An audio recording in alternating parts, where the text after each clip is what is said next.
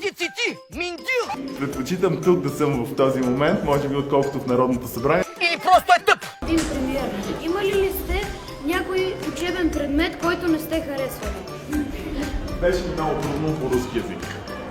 И по руски, вие не знам дали го учите в момента, не, но руски язик ми беше много труден с падежите. И си спомням, че когато идваха класни или тестове, не бях много доволен. Или просто е тъп! Един или два пъти съм бягал от час. Млък ти, бе! И аз български литература винаги много съм харесвал. Също винаги съм бил добър по математика. То знанието може да отивтена, ама не от главата ти, бе, цар! По принцип бях добър ученик. Млък ти ще да ти стъпане, бе! Имах двойка по физика в 7-ми клас. И защо това беше интересно? Защото в 12-ти клас вече исках да ставам физик. Или просто е тъп!